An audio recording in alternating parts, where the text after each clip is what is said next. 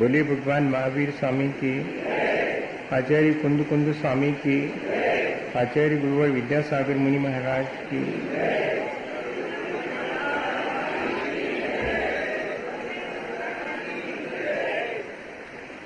हम सभी लोग पिछले कई दिनों से लगातार एक ही बात पर विचार कर रहे हैं कि हमारा जो शेष जीवन रहा है उसे हम कैसे व्यवस्थित करें, उसे हम कैसे और बेहतर ढंग से जीने के लिए पुरुषार्थ कर सकें।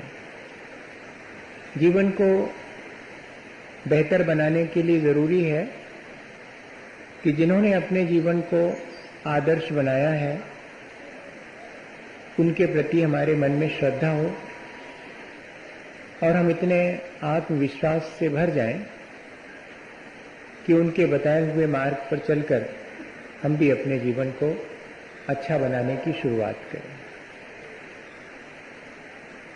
पर उस श्रद्धा के हो जाने पर, उस श्रद्धा के साथ हमारे जीवन में बहुत सारी गुणों की प्राप्ति हो जाने के बाद भी कुछ ऐसी कमजोरियां हमारे भीतर रह सकती हैं जिन्हें यदि हम सावधान रहकर नहीं निकालते हैं तो वे छोटी छोटी सी कमजोरियां भी हमारी श्रद्धा को नष्ट करने में कारण बन जाती हैं। इसलिए हमने पिछले दिनों इस बात पे भी विचार किया था कि श्रद्धा को तोड़ने वाली, श्रद्धा को नष्ट करने वाली अपनी जो आदतें हैं उनमें भी हमें परिवर्तन लाना चाहिए। यदि श्रद्धावान व्यक्ति विवेक शून्य हो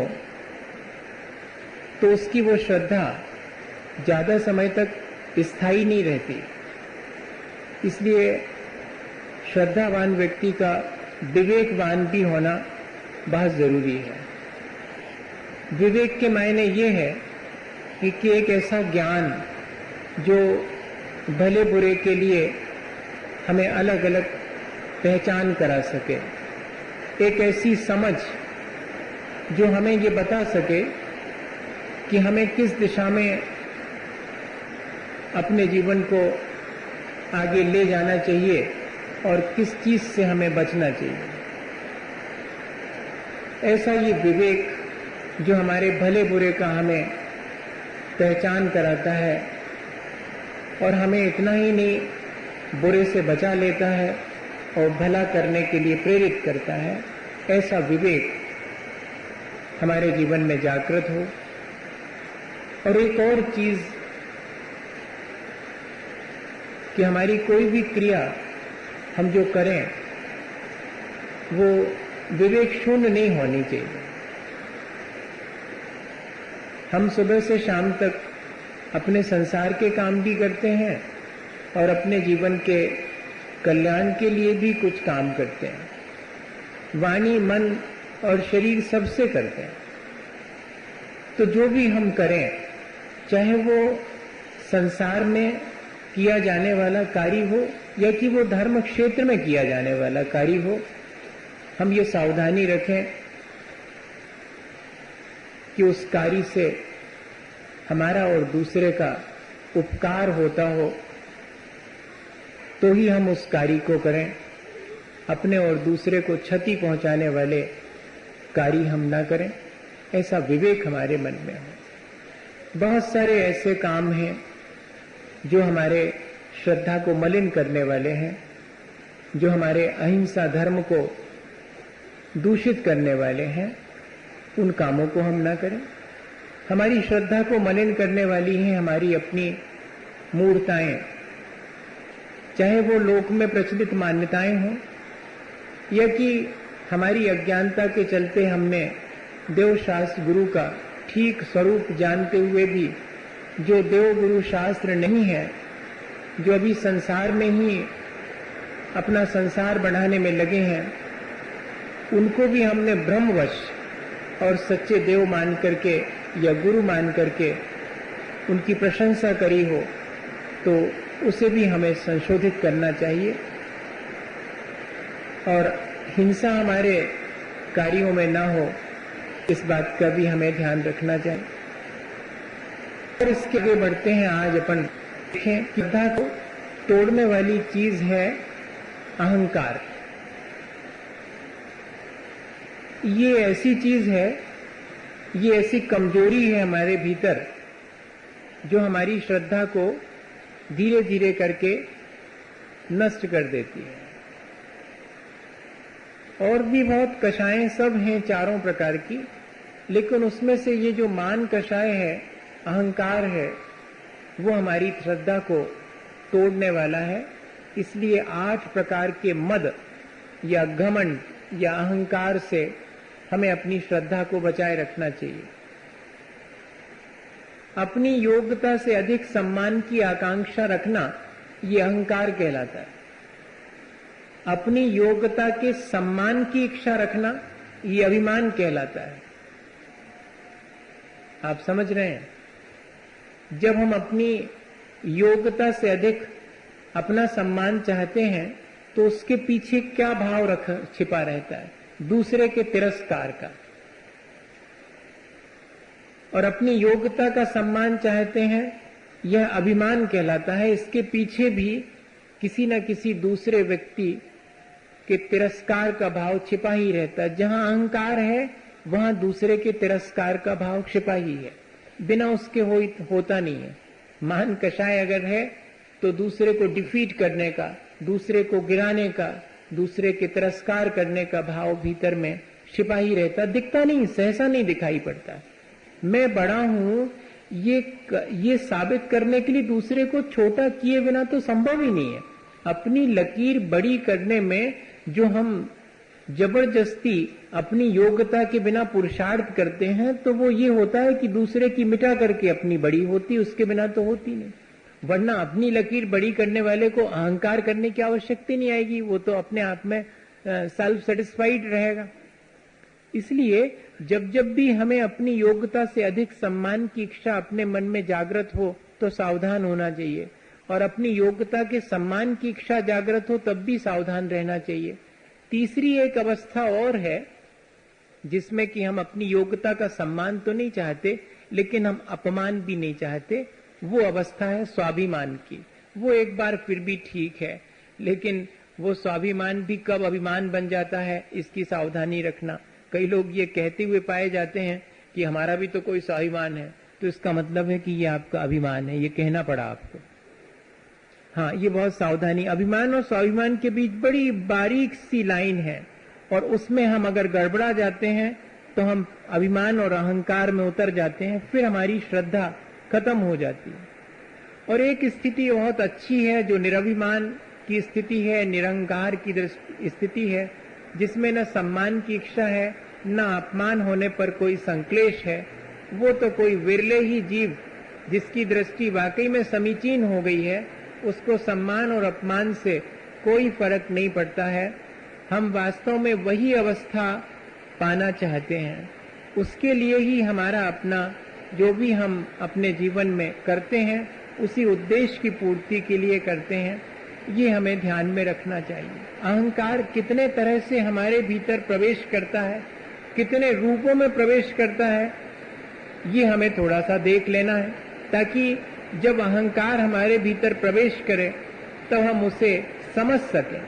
अपना अहंकार अपने आप को ही समझ में नहीं आता, दूसरा अहंकार कर रहा है तो हम कहते हुए पाए जाते हैं कि देखो कितने अहंकारी हैं, कितनो मान है इनको। लेकिन अपन जब मान करते हैं, अपन जब अहंकार करते हैं तो अपने को नहीं समझ में आता, अपने को लगता हम ठीक कर रहे हैं। इसलिए जब भी हमारे भीतर ये अहंकार प्रवेश करे और हमारे मन को घेरे, हमें सावधानी रखनी चाहिए। जैसे बच्चे लोगों को कहा जाता है कि कोई प्रयोग कर रहे हो तो ऑब्जर्वेशन के साथ साथ प्रिकॉशंस भी ले लेना, सावधानियां रखना, ताकि तुम्हें प्रयोग के ठीक ठीक निष्कर्ष मिल सकें। अपने जीवन में भी जब अपन एक प्रयोग कर रहे हैं कि मेरी श्रद्धा मेरे ही अहंकार से नष्ट हो जाती है, जैसे कि किसी को दीपक हाथ में मिल जाए जला हुआ, तो कई बार ऐसा होता है कि वो बाहर की हवाओं से नहीं बुझता, हमारी ही सांसों से बुझ जाता है। ये बड़ा सावधानी का मामला। ऐसा ना हो कि वो दीपक जो श्रद्धा की रोशनी हमें मिली है वो हमारी ही सांसों यानी हमारे ही अहंकार से बुझ ना जाए। इसलिए हम समझें उस चीज को कि हमारे भीतर किन किन रूपों में अहंकार आ सकता है। आचार्य भगवंतों के चरणों में बैठने पर वे हमें बताते हैं कि वैसे तो अहंकार के बहुत रूप हैं, लेकिन 8 रूपों में अहंकार हमारे जीवन में प्रवेश करता है। ज्ञानम, पूजाम, कुलम, जातिम, बल, मृद्धिम, तपो, वसबपु, अष्टावाशित मानित्वम, इसमय, माहुर, गतस्मया। जो इसमय यानी अहंकार से जो पार हो गए हैं, उन्होंने ये 8 भेद बताए हैं हमारे भीतर अहंकार आने के। इनके माध्यम से हमारे मन में अहंकार आ सकता, हमारी विनय वो नष्ट हो सकती है, हमारी श्रद्धा उससे दूषित हो सकती है। इसलिए जिसकी दृष्टि निर्मल है, जो अपने जीवन को बहुत ऊंचा उठाना चाहता है, अच्छा बनाना चाहता है, वो इन माध्यमों से होने वाले अहंकार से बचे। ज्ञान का अहंकार बहुत जल्दी आता है, इसलिए सबसे पहले लिखा है ज्ञानम। ज्ञान के माध्यम से 4 बातें अपन ज्ञान की सीख लेते हैं तो दूसरे को अज्ञानी साबित करने का मन होने लगता है। ये सबसे खतरनाक चीज। हमारे अपने ज्ञान से हम अपना आत्म कल्याण कर ले, वो ज्ञान तो सम्यक ज्ञान कहलाएगा। लेकिन होता यह है कि 4 बातें धर्म की या 4 बातें हम कहीं से कोई ज्ञान की उपलब्ध कर लेते हैं, तो हम फिर 4 लोगों के बीच ऐसा प्रदर्शित करते हैं कि जैसे हमसे ज्यादा कोई ज्ञानी नहीं है और तुमसे ज्यादा कोई अज्ञानी नहीं, हम ही जानत सब कछु, तुम का जानत कछु, पढ़े लिखे हो नहीं है। ऐसा मन में कहते नहीं है, लेकिन प्रदर्शित अपने अंदर यही करते हैं। सामने वाले को डिफीट करने के लिए, उसकी बात को तर्क देकर के नीचा करने के लिए हम अपने ज्ञान का प्रयोग करते हैं। हमारे अपने शयोपशम का प्रयोग अगर हम देखें दिन भर में, तो हम पाएंगे कि हम अपने ज्ञान से दूसरे का तिरस्कार ही करते हैं, दूसरे को नीचा ही दिखाते हैं। यही तो हमारे ज्ञान का अहंकार है, और क्या। जैसे कि कोई अगर किसी को कहे कि ये चीज ऐसी नहीं है, अच्छा रहने दो, जैसे तुम ही जाना तो हमें सोई मालूम है। ये भाव आ जाता कि नहीं आ जाता। कोई कुछ भी कहे, थोड़े से आहार देते समय ये कोई कहे कि थोड़ा सा यहाँ से आप, हमें मालूम है हमने बहुत आहार दे हैं, तुम ही नहीं आया, कछुए आ गए, ऐसा जल्दी से अपन कह देते।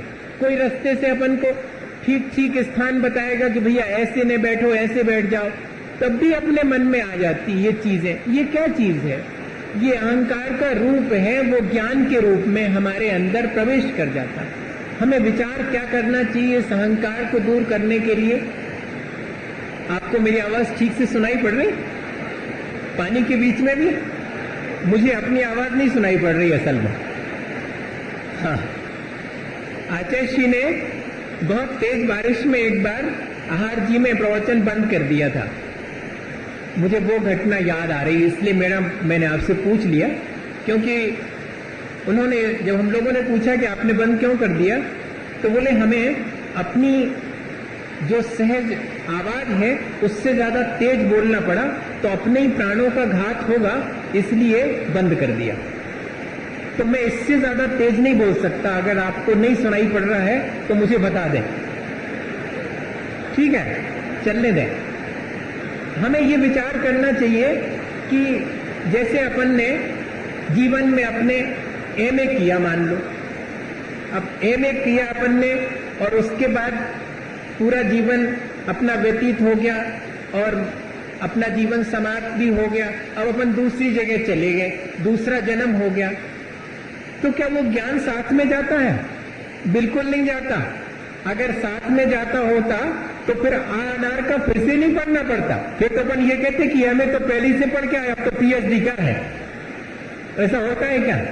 आज तक कोई भी इधर कितने भी पढ़ा लिखा हो और मरण के बाद में फिर से उत्पन्न हो तो अनार से शुरू करना पड़ता।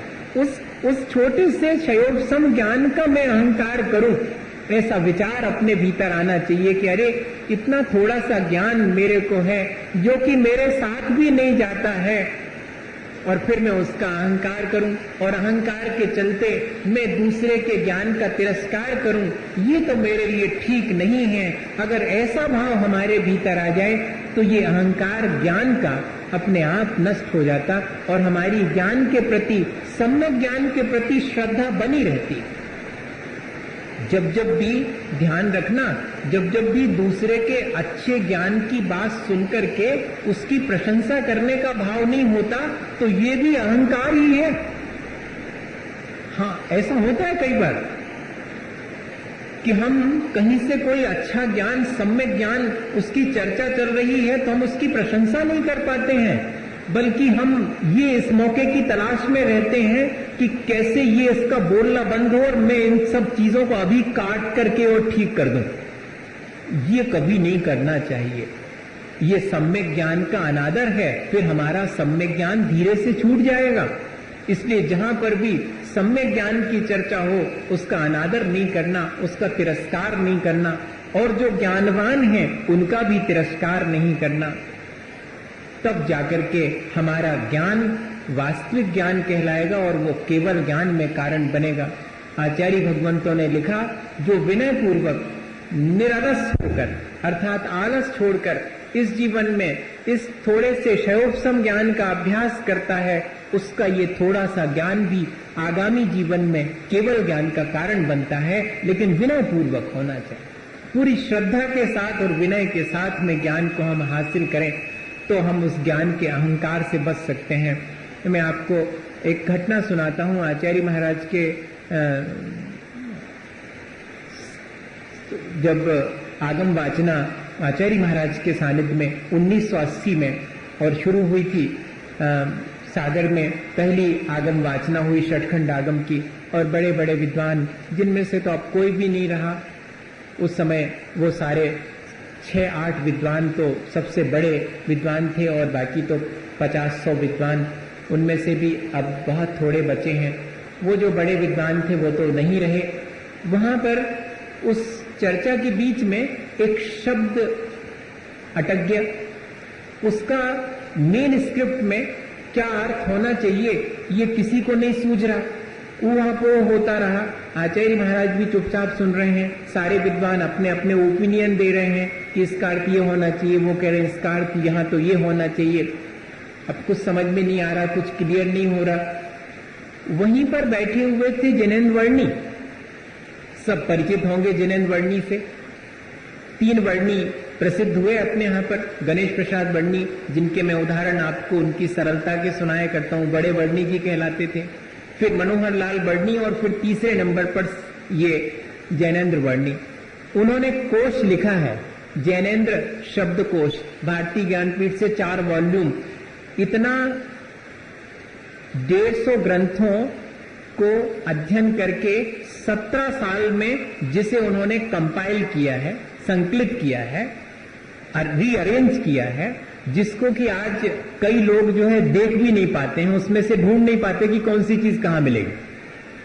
वो उनने इतना अधिक ज्ञान, उनका शयोपशम ज्ञान, जिससे उन्होंने सम्यक ज्ञान की का आलोड़न करके वो रचना करी। वो भी वहीं बैठे लेकिन चुप हैं। मजा देखिएगा। अब अचानक आचार्य श्री का ध्यान चला गया तो आचार्य श्री ने धीरे से कहा कि वर्णी जी, आपने तो कोश लिखा है, आपको तो इस शब्द का अर्थ किस ग्रंथ में कौन सा है ये सब मालूम होगा। तो उन्होंने हाथ जोड़ लिए और फिर क्या बोले कि आपकी आज्ञा हो तो कहूं। तो आचार्य जी ने कहा, हाँ बहुत बहुत, आप बोलिएगा।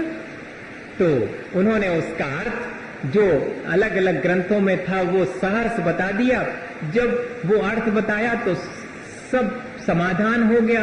तो उसमें से जो एक पंडित जी थे वो एकदम बोले, अब जब आपको मालूम था तो हम लोग आधे घंटे से परेशान हो रहे थे, पहले क्यों नहीं बता दिया आपने। तो क्या बोले, इतने बड़े विद्वान और इतने बड़े आचार्य महाराज के सम्मुख में क्या उस पर बिना कहे और अपने बीच में ज्ञान को बताऊं। ये है ज्ञान के विनय। नहीं तो अधोजल गगरी छलकत जात, 4 बातें पता नहीं लगी और चर्चा कहीं चल रही तो बीच में शांत नहीं रह सकते। हमें मालूम, हम बताएं ये चीज ऐसी है। इससे बचना चाहिए। हमें बहुत ज्ञान को हासिल करके और अपने भीतर और धैर्य और अपने भीतर विनय बनाए रखनी चाहिए।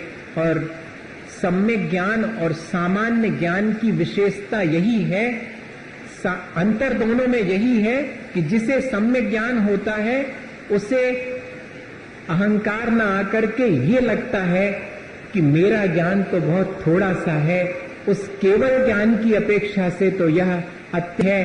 अपनी अज्ञानता का एहसास होता है अगर सम्यक ज्ञान हो जावे तो, और भौतिक ज्ञान होता है तो अपने आप को बहुत बड़ा ज्ञानी मानने का अहंकार हमारे भीतर प्राप्त उत्पन्न हो जाता।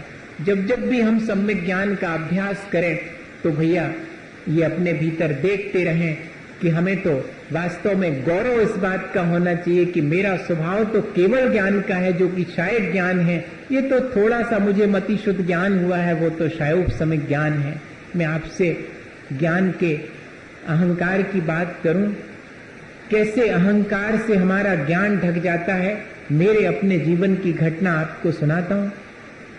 सन 1991 में सतना चतुर्मास में, और जब हम लोग डिस्कशन करने बैठते थे शंका से करने, तो इतवार का दिन था और मेरे हाथ में ढेर सारी पर्चियां थे। मैं एक एक प्रश्न का जवाब देता चला जा रहा था बिना रुके हुए, और उतने में एक पर्ची आई। मैंने उसे उठा करके जैसे ही पढ़ा, उसमें लिखा था कि अद्भुत है आपका ज्ञान, आप हर प्रश्न का बिल्कुल टू द पॉइंट और लगातार जवाब देते जा रहे हैं। लग रहा है कि सरस्वती मानो आपकी जिह्वा पर आके बैठ गई। ऐसा वो उन्होंने प्रश्न नहीं था, उन्होंने प्रशंसा लिख के भेजी थी। मेरा ध्यान गया, मैंने पढ़ा, मेरे अंदर भी क्षण भर को ये लगा, ईमानदारी से क्षण को ये लगा कि हाँ मेरा ज्ञान तो है ही। आप आश्चर्य करेंगे, उसके बाद वाले प्रश्न का उत्तर मुझे 30 सेकंड लग गए, आ नहीं रहा, जबकि एक भी प्रश्न सामने आते ही उत्तर आधा प्रश्न पढ़ करके मैं दे रहा था, और फिर पूरा प्रश्न पढ़ने के बाद 30 सेकंड बाद भी मुझे उसका उत्तर नहीं आ रहा। अपनी गलती तुरंत समझ में आई और मेरी आंख भीग गई। आचार्य महाराज को स्मरण किया कि मैंने व्यर्थ अहंकार किया, और उसके बाद फिर जो कहते हैं उत्तर आना शुरू हो गए। ये क्या चीज थी? क्षण भर के अहंकार ने ज्ञान के ऊपर पर्दा डाल दिया। हमें बहुत सावधानी रखनी चाहिए। सम्यक ज्ञान का अभ्यास करते समय अहंकार नहीं करना, अगर आने लगे तो उसको जीतने का प्रयत्न करना। जीतने का सीधा उपाय है कि याद कर लेना, गुरुजनों से मुझे ज्ञान की प्राप्ति हुई है, मेरा अपना इसमें क्या है? आचार्य भगवंतों का उपकार है जिनके वजह से, और हमें 2 बातें अपने कल्याण की सीखने मिली हैं। इसका क्या अहंकार करना, इसमें तो और विनय आनी चाहिए। ऐसा विचार अपने मन में आ जावे तो इस अहंकार से बच सकते हैं। पूजा जैसे ही यश ख्याति मिलने लगती है तो हमारे पैर फिर ठीक नहीं पड़ते जमीन पर। इसलिए आचार्य भगवंतों ने दूसरे नंबर पर लिखा कि जब श्रद्धा हमारे भीतर उत्पन्न हो जाए, हम अपने जीवन को अच्छा बनाने लगें, तब सावधानी रखें कि संसार में मिलने वाली थोड़ी थोड़ी सी पद प्रतिष्ठा और ख्याति, लाभ इत्यादि का अहंकार मत कर लेना, क्योंकि कंचन कामनी छोड़ना जितना आसान है, ख्याति और पूजा और लाभ की आकांक्षा छोड़ना उतना ही कठिन है। इस कठिनाई को हम आसानी से हासिल कर सकते हैं ख्याति, पूजा, लाभ में ना पढ़ करके। आज वर्तमान में अपन देख रहे हैं कि क्या क्या चीजें उसी थोड़ी सी ख्याति के लिए, वो भी ज्यादा समय तक नहीं टिकती है, और उसके लिए क्या क्या चीजें, और नाम हम उनको देखते हैं प्रभावना का। प्रभावना नहीं, अपनी ख्याति का भाव कहीं ना कहीं पीछे छिपा रहता है। प्रभावना तो धर्म की होती है, लेकिन हम उस प्रभावना के बहाने अपने ही, कहना चाहिए प्रशंसा का, नेम एंड फेम, ज्यादा से ज्यादा लोग मुझे जाने और ज्यादा से ज्यादा लोग मुझे माने, ये जो हमारे भीतर का भाव है वो अहंकार। फिर इसके चलते क्या होता है, फिर कभी भी हम दूसरे की यश और ख्याति को बर्दाश्त नहीं कर सकते। फिर हम वैसा ही करने की कोशिश करेंगे जैसे कि कोई और किसी माध्यम से यश और ख्याति पाने की कोशिश कर रहा है तो हम भी वही उपाय करके और स्वयं ख्याति पाने की कोशिश करेंगे। ये चल रहा है, किसी से छुपा नहीं है, सबकी अपनी कोशिश है। इससे क्या मालूम पड़ता है? इससे मालूम पड़ता है कि कहीं ना कहीं अभी हमारे दृष्टि में उतनी निर्मलता नहीं है। बहुत सावधानी रखना। यश और ख्याति आचार्य श्री कहते कि खाई के समान है। ख्याति क्या है? वो तो खाई है, एक बार गिरे तो फिर ऊपर आना बहुत मुश्किल होता है, जैसे कोई खाई में गिर जाता है। ये सावधानी। अब यश और ख्याति किसी भी माध्यम से मिल सकती है। धन पैसा खूब हो जाए, अच्छा बढ़िया मकान बना ले गृहस्थ, तब उसके लिए भी अहंकार आ सकता है। वो उसके लिए अहंकार अपने उस धन पैसे का आ सकता है। मुनि महाराज के लिए अपनी जो प्रशंसा है वो सुनकर के अहंकार आ सकता है। सबसे ज्यादा खतरनाक चीज है, निंदा से भी ज्यादा खतरनाक है प्रशंसा। आप ऐसा नहीं समझना कि निंदा ही खतरनाक है। निंदा से संक्लेश होता है, लेकिन प्रशंसा से अहंकार आता है। और फिर अगर एक बार प्रशंसा हो जाए और फिर दूसरी जगह न हो गए तो बड़ा भीतर भीतर मन संक्लेशित होता, कहते तो कछु नहीं हो रही, होते तो इतनी भई थी। अरे बहुत झगड़ा है इसका। मैं तो बहुत समय से ये चीज अनुभव में देख करता हूं। अगर एक बार ये आदत बन गई कि मेरी सभा में तो कम से कम 10-25 हजार लोग हों तब मैं बोलूं, तब फिर उसके बाद अगर 10-25 हैं तो फिर भीतर भीतर बड़ा संक्लेश होगा, फिर डमरू बजाना पड़ेगी जोड़ने के लिए। हाँ, ये बहुत स्पष्ट बोल रहा हूं, तो थोड़ा आप गलत तो नहीं समझेंगे, मत समझिएगा। अब तो आपके साथ ही रहना है मुझे, तो आप ही गलत समझेंगे तो कैसे काम बनेगा बताइए। ये ऐसी चीजें हैं जो अपन अपने अंदर एनालाइज करें, किसी से कहने थोड़ी जा रहे हैं, अपन अपने भीतर देख रहे हैं कि हाँ सचमुच कैसे कैसे भाव आ जाते हैं। हमें इस ख्याति पूजा लाभ से बचने के लिए हमेशा उपाय करते रहना चाहिए। वास्तव में तो देखा जाए तो पूजा किसकी होती है? पूजा तो होती है अनंत और सिद्ध पद की।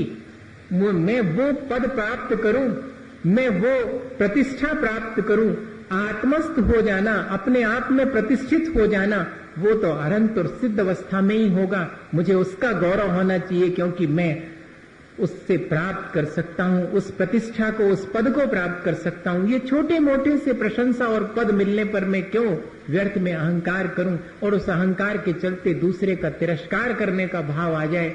ये तो मेरी श्रद्धा को मलिन बनाने वाली चीजें हैं। पूजाम ज्ञानम पूजाम कुलम जातिम, कुल कहलाता है वो अपने, मैं भूल जाता हूं इसमें, पिता के वंश को कुल कहते हैं और माता के वंश को जाति कहते हैं।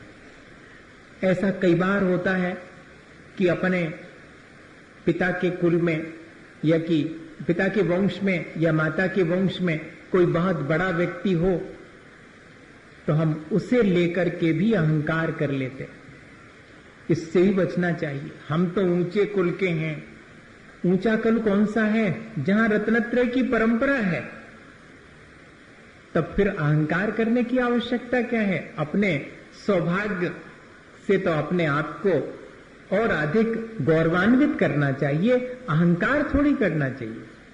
हम उस परंपरा के हैं जो तीर्थंकर आदिनाथ भगवान की है। हम तो उस कुल और उस जाति के हैं। ये छोटी छोटी सी जो जातियां हमने बना ली हैं, जो कुल बनाए हैं हमारे अपने संसार में, उनका क्या अहंकार करना, क्या ऊंचा कुल और क्या नीचा कुल।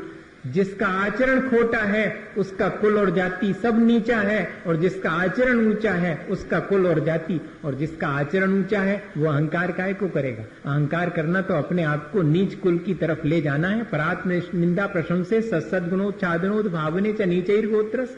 जब जब मैं अहंकार करूंगा तो मैं नीच गोत्र का बंद करूंगा, मैं स्वयं ही नीचा हो जाऊंगा। ये सावधानी अपन कुल और जाति को लेकर के जो अपने अंदर अहंकार हो जाता, और दोनों चीज साथ में लगाते चलना। मजा यह है कि जैसे ही हमें अपने कुल जाति का अहंकार होता तो हम दूसरे का तिरस्कार करते हैं, उसको नीचा मानते हैं। अरे तुम्हारा कुल तो बहुत नीचा है। आज ये वर्तमान में बहुत तेजी से देखने में आता है। हम ये ध्यान रखें हमेशा कि कुल और जाति तो रत्नत्रय की परंपरा से और आचरण की उत्कृष्टता से निर्धारित होती है, इससे निर्धारित नहीं होती कि कौन कहां पर उत्पन्न हुआ है। अगर वहां रत्नत्रय की परंपरा है आज वर्तमान में, अब यहां तो नहीं है वैसा, यहां दूसरे ढंग का। तो आचार्य हमेशा सुनाते हैं कि वहां पर अब कोई कह रहा है खंडेलवाल, कोई पोरवाल, पल्लीवाल, बाकलीवाल, कासलीवाल, अरे बहुत सारे बाल बाल। आचार्य कहते कि सब बाल हटा दो ताकि बन जाए एक हॉल, तब एक साथ सब बैठ सकें। बॉल मतलब दीवाल भी होता है। ये जाति और कुल की ये जो भेद रेखा हमने बना के रखी, जबकि सब रत्नत्रय की आराधना करने वाले लोग हैं और ऊंचे कुल के हैं, क्योंकि हमने अपने आचरण को ऊंचा उठा रखा है, इसलिए हम ऊंचे कुल के हैं। और ऊंचे कुल में पैदा भी हुए हो और आचरण खोटा हो गए तो वो कोई काम का नहीं है। इसलिए ऐसा विचार करके और हमें इस कुल और जाति के अहंकार से बचना चाहिए। ज्ञानम पूजाम कुलम जातिम बलम, कौन सा बल होना तो चाहिए? आत्मबल। लेकिन आत्मबल की जगह हम शरीर के बल का अहंकार कर लेते हैं। थोड़ा ही हमारे भीतर शरीर की सामर्थ्य होती है तो हम अपने आप को बहुत बलशाली समझ करके और दूसरे निर्बल व्यक्ति को दबाने की कोशिश करते हैं। बल धन और संपत्ति का भी होता है, पद और प्रतिष्ठा का भी बल होता है, जिसके कारण हम दूसरे को और प्रेशराइज करते हैं। वो सब भी हमारा अहंकार की है। हमें अपने आत्मबल को पहचानना चाहिए, जिसके माध्यम से कि हम अपने जीवन को ऊंचा उठा सकें। तपो वपु, थोड़ी सी तपस्या कर ली। अभी आने वाले 10 लक्षण पर्व, हाँ आपको पहले से ही बता दे रहा हूं कि क्या क्या संभव है होना। आप सावधानी रखना उससे बचने की, नहीं तो चल रहा है तो वो तो चलेगा ही जो चल रहा है। क्या करेंगे? हो सकता है 10 दिन का उपवास करें। क्या पता करते कि नहीं करते होंगे लोग यहाँ पर। 10 दिन का उपवास करने के बाद अब लेओ साहब, हमारे 10 दिन के उपवास, भारी तपस्या हो गई, अब निकल रहा है जलूस। अब 10 दिन के उपवास के बाद में जलूस, और फिर बाद में ये देखा जाएगा कि उनके जलूस में कितने बाजे थे और उनने कितने की प्रभावना बांटी थी। जब उनके थे बुलगुआ भवतो तो उनने कितनी कितनी चीजें अपने 10 दिन के उपवास के फलस्वरूप बांटी थी। इसी में लग जाते वो 10 दिन जो कर्मों की निर्जरा के थे, वो 11वें दिन कर्म के बंध के कारण बन जाते हैं। वो तपस्या अहंकार से युक्त हो जाती है तो उस तपस्या का जो फल मिलना चाहिए था वो न्यूट्रल हो जाता है, जीरो हो जाता है। ये खूब तेजी से प्रचलन चल रहा है। पुष्पांजलि कर ली, 5 दिन के हो गए, अब देव साहब जय जयकार। आपने अपने कल्याण के लिए किए थे या कि बाहर में मिलने वाली जय जयकार के लिए किए थे? और अपन लोग भी यही करते हैं कि बहुत जल्दी जो है थोड़ी सी भी त्याग तपस्या में, और मजा ये है कि दूसरे का तिरस्कार छिपा रहता उसमें। हमने करे तुम नहीं कर पाए, हाँ जी तो रहता उसमें। सब जने देख लो हमने करे उपवास, ऐसा भाव नहीं आना चाहिए। मैं तो ये कह रहा हूं, आता है संस्कारवश आता है, अनादिकाल का संस्कार है, आज तक करते यही तो आए हैं, तब तो संसार में बैठे भैया, नहीं तो काहे को यहां से अभी तक जो है कल्याण न कर चुके होते। अपनी इन्हीं खोटी आदतों की वजह से तो संसार हमारा बड़ा हुआ है। अब थोड़ी समझ आ गई है कि हमें लगने लगा है कि हम कहीं गलत हैं, तो ये जो कहीं गलत हैं बस ये समझ में आने लगे तो उस गलती को अब धीरे धीरे निकालने का पुरुषार्थ करें तो कहलाएगा कि हाँ वास्तव में हमें ज्ञान हुआ। शरीर के रूप रंग का भी अहंकार नहीं करना चाहिए, और अहंकार तो हम नहीं करते रूप रंग का, लेकिन दूसरे के रूप रंग ठीक ना होने पर उसका तिरस्कार भी नहीं करना चाहिए। और आज ये बहुत तेजी से होता है। अपने पैसे का अहंकार तो नहीं करते, लेकिन दूसरे कम पैसे वाले के यहां पर अपनी बेटी नहीं देते क्या? ये क्या चीज है? इसके मायने हैं कि मैं बड़ा आदमी हूं, मैं छोटे से घर में कैसे ब्याह कर दूं? करते कि नहीं करते? ये अहंकार का ही रूप है। और बाहर क्या देखते हैं? रूप रंग देखते हैं। गुणवत्ता कौन देख रहा है? रूप रंग देखते हैं। सुंदर रूप है कि नहीं तो करेंगे। इसका मतलब है कि आपने जो रूप सुंदर नहीं है उसका तिरस्कार तो कर दिया, उसे रिजेक्ट तो कर दिया। रिजेक्ट करने के ढंग अलग हैं। वैसे तो सब ठीक है, मगर अब हम अपने माता पिता से और उनसे सबसे पहले सलाह कर ले, फिर आपको बते हैं 8-10 दिन बाद बताऊ ने कहा है, कह दो ना मुंह पे कि हमें नहीं लग रहा अच्छा। लेकिन नहीं, वो अपना स्टाइल देखो, अहंकार का, तिरस्कार करने का। गुणवत्ता में अगर कहीं कोई कमी हो तो बात अलग है कि भाई आपके अंदर ये गुण नहीं है, हमें तो ये चाहिए कि हमारे माता पिता हैं और हम वैसी वाली बेटी चाहते हैं जो हमारे माता पिता की सेवा करे, और हम तो बहुत अकेले हैं इसलिए हमें तो वैसी वाली बेटी चाहिए जो कि घर में 4 लोगों को भोजन बना करके खिला सके, इसलिए हम ऐसा ढूंढ रहे हैं। ये अलग बात है। लेकिन नहीं, हम चूंकि हमारा स्टेटस ऐसा है, हम तो बहुत बड़े आदमी, इसलिए भैया ऐसी करेंगे जिसमें कि जरा हमारे जो बाराती आए उनके लिए अच्छे से स्वागत हो सके। ये सब कह रहा हूं, ये जितना भी अपन चर्चा करते ना ये धर्म की, उसके साथ में ये वाली चर्चा करना पसंद नहीं करते। ये तो लगती सांसारिक चर्चा, लेकिन कर तो संसार में वो ही सब रहे हैं। अकेली धर्म की चर्चा करे अकेले से क्या हुई है? इसलिए बीच में आपको ये कह रहा हूं, नहीं तो आप बाहर जाकर के चौराहे पे खड़े होकर कहें कि हाँ ठीक है, मगर महाराज जी और संसार अंसार की सुई करन लगत बीच बीच में। वैसे तो आत्मा की करत थोड़ी, लेकिन संसार की सुई करन लगत। इसमें संसार, अगर जिसकी गृहस्थी ठीक नहीं है वो कितने ही पूजा पाठ कर ले में, उसका कितने ही तत्व चर्चा कर ले में, सुबह दोपहर शाम 3-3 समय आराम से बैठ करके, लेकिन इसके बाद भी जीवन अच्छा नहीं बन सकता जब तक कि उसका सब प्राणी मात्र के प्रति समता भाव नहीं है, जब तक उसके मन में सहज भाव नहीं है, सबके प्रति सम्मान का भाव नहीं है। अगर साधर्मी के प्रति तिरस्कार का भाव है तो लिखा हुआ है स्मयन यो नन्या नत्येति धर्म स्थान गर्विता सया सोत्येति धर्मात्मीयम न धर्मो धार्मिक ही बिना।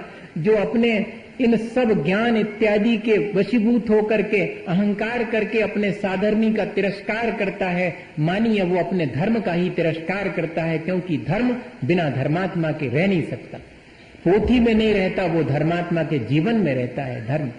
इसलिए कभी भी अपने इन चीजों के अहंकार के चलते किसी धर्मात्मा का, अपने साधर्मी का तिरस्कार नहीं करना। हम उसका सम्मान नहीं कर पाए तो कोई बात नहीं, लेकिन तिरस्कार न करें।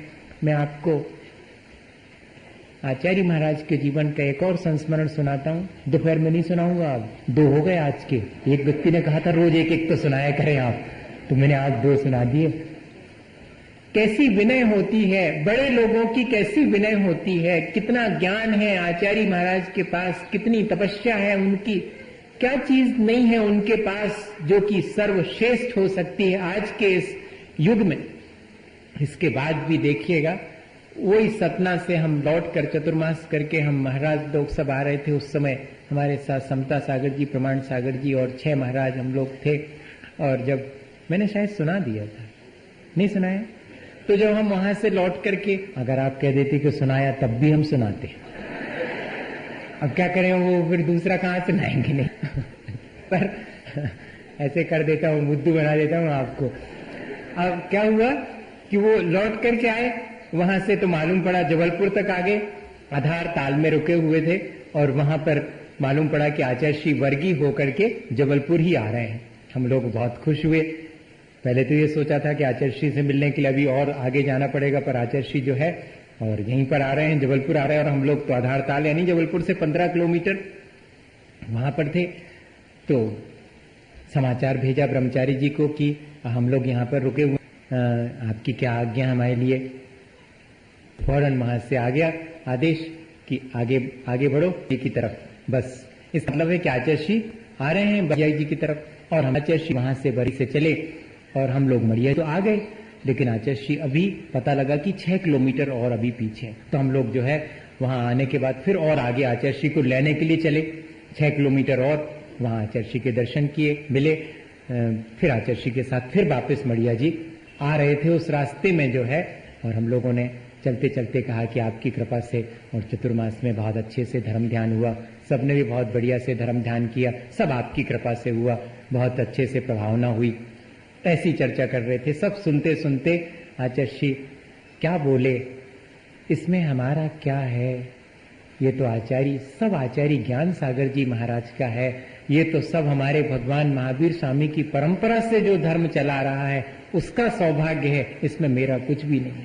बताइए, चाहते तो उस सब का श्रेय वो ले सकते थे, चाहते तो अपनी उस प्रशंसा को सहर्ष स्वीकार कर सकते थे, लेकिन क्या जवाब दिया कि इसमें मेरा क्या है, ये तो हमसे पहले जो आचार्य हुए हैं उन सब की परंपरा और भगवान महावीर की स्वामी की परंपरा है, उस सब का श्रेय तो उनको जाता है, हम कौन हैं उस श्रेय को लेने वाले। भाई अपन भी जो यहाँ पर उपलब्ध है अपने लिए सच्चे देवगुरु शास्त्र का सानिध्य, उससे हमने जो भी अपने जीवन में हासिल किया है, चाहे ज्ञान हासिल किया हो, थोड़ी प्रशंसा हासिल की हो, हमने अच्छा कुल अपने सौभाग्य से पाया हो, या अच्छा शरीर हमें मिल गया हो, रूप रंग अच्छा मिला हो, उस सब की तरफ न देख करके और हम ये देखें कि किसकी कृपा से हमें ये सब प्राप्त हुआ है, किसका उपकार है हमारे ऊपर, उस पूरी परंपरा का उपकार है हमारे ऊपर, जिसने कि हमें धर्म के मार्ग पर लगाने के लिए उपदेश दिया है, उन तीर्थंकरों का, उन सब का उपकार नहीं भूले हम। अहंकार को दूर करने के दो ही उपाय सक्षम हैं, भगवान की प्रार्थना करना और अपने पूज्य पुरुषों के उपकार को नहीं भूलना। ये दो चीजें जिसके पास हैं वो अहंकार नहीं कर सकता, उसके भीतर अहंकार प्रवेश ही नहीं करेगा। जो निरंतर अपने आराध्य अरहंत और सिद्ध भगवान या पंच परमेष्ठी की निरंतर प्रार्थना में लगा रहता है, उनके गुणगान करता है, वो अहंकार कैसे करेगा। और जो अपने बड़े लोगों के उपकार को कभी नहीं भूलता है, वो भी अहंकार नहीं कर सकता। अपन जरा सा विचार करें, संसार में भी अपन क्या जानते थे बताइएगा। अपन तो ठीक से खाना भी नहीं जानते थे, अपन तो अपने शरीर की गंदगी को साफ करना भी नहीं जानते थे। माँ हमें ये सब सिखाती है, कितना उपकार है वहां से हमारे माता पिता का, लेकिन हम भूल जाते हैं। कितने लोग हमारे यहाँ तक पहुंचने में सहयोगी हैं, हमारे इस तरह के जीवन जो हमने आज बहुत सक्षम हो गए हैं, उस जीवन में कितने लोगों का हाथ है। अगर ये जरा सा विचार आ जाए तो सारा अहंकार नष्ट हो जाता है। मुझे याद आता है कभी कभी कि जब मैं पतंग उड़ाने के लिए, बहुत कम कभी कभार उड़ाई हो, उड़ाने के लिए छत की मुड़ेर पर चढ़ जाता था, तो मुझे उतनी घबराहट नहीं होती थी जितनी नीचे बैठी हुई माँ घबराती थी। ए भैया नीचे उतर आओ, तुम्हें सोने का उतर आओ नीचे। हम ऊपर खतरे में हैं तो हमारी छाती नहीं धड़क रही है, नीचे शांत बैठी हुई माँ को देख करके उसकी छाती धड़कती है। ये क्या चीज है? ये उपकार है उनका हमारे ऊपर, और हम भूल जाते हैं। सच्चे देवगुरु शास्त्र का उपकार तो ना भूलें भैया। उस उपकार के कारण ही जो है आज हम अपने जीवन को जो जितना अच्छा बना पाए हैं, वो सब उनके ही द्वारा हमें मिले हुए मार्गदर्शन से बना है। ऐसा अगर भाव हमारे जीवन में आ जाए तो अपनी इन छोटी छोटी सी उपलब्धियों के बीच और हम शांत रह सकते हैं। हम दूसरे साधर्मी का कभी तिरस्कार नहीं करेंगे अगर ऐसा उपकार का भाव आ जाए। देखिएगा कभी आता है उपकार का भाव, मुझे तो आ जाता है। जिन्होंने हमें धर्म ध्यान करने के लिए ये तैयारी करी, उनका उपकार नहीं है, लेकिन हम तो सोचते हमने तो पैसा देंगे, करवाओ, इसका उपकार है, हमें पैसा दे नहीं। लेकिन ये भी उपकार है। फर्श बिछाने वाले का हमारे ऊपर उपकार है कि उसने फर्श बिछाया, तब हम यहाँ बैठ के धर्म ध्यान कर रहे हैं। ये सब चीजें अगर जरा सा मन में ऐसा विचार आ जावे तो हमारा अहंकार अपने आप नष्ट हो जाएगा कि अरे मैं किस बात का अहंकार करूं, मेरे अपने जीवन में सुबह से शाम तक कितने लोगों का सहयोग मुझे मिलता है, तब मेरा जीवन चलता है, और मैं व्यर्थ ही अहंकार करता हूं। ऐसा विचार करने जॉर्ज वॉशिंगटन हुए हैं तो विदेशी, लेकिन एक दिन जो है वो रास्ते से चले जा रहे थे और देखा उन्होंने कि एक ठेकेदार खड़ा हुआ, मजदूरों से काम करवाया है, ट्रक में लोड हो रहा है सामान। एक मजदूर वो अपना सामान उठाते उठाते और उससे स्लिप हो गया तो नीचे गिर गया, वो भी गिर गया, उसको भी लग गई। लेकिन ठेकेदार जो खड़ा हुआ वो उसको डांट रहा है कि तेरे से बोझा नहीं उठता है तो निकल जा तू बाहर, मुझे तो मजबूत व्यक्ति चाहिए बोझा उठा के ऊपर ले जाने वाले।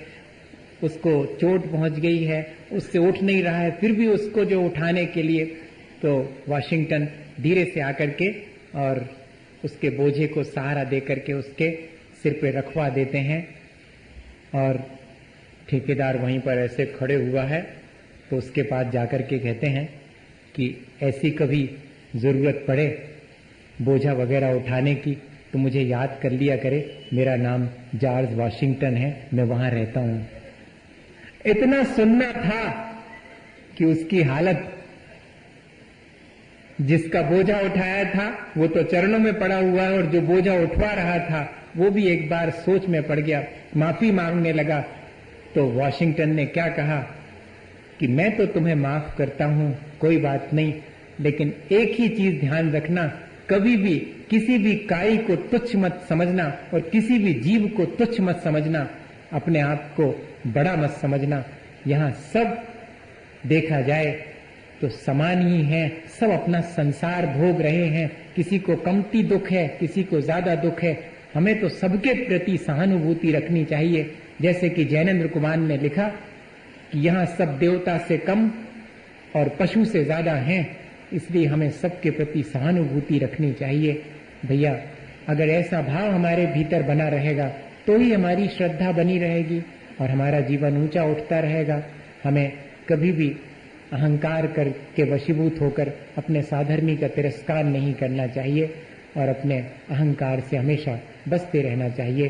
सभी जीवों के प्रति सहानुभूति का भाव रख करके अपना कल्याण करें। इसी भावना के साथ बोलिए आचार्य गुरुवर विद्यासागर मुनि महाराज।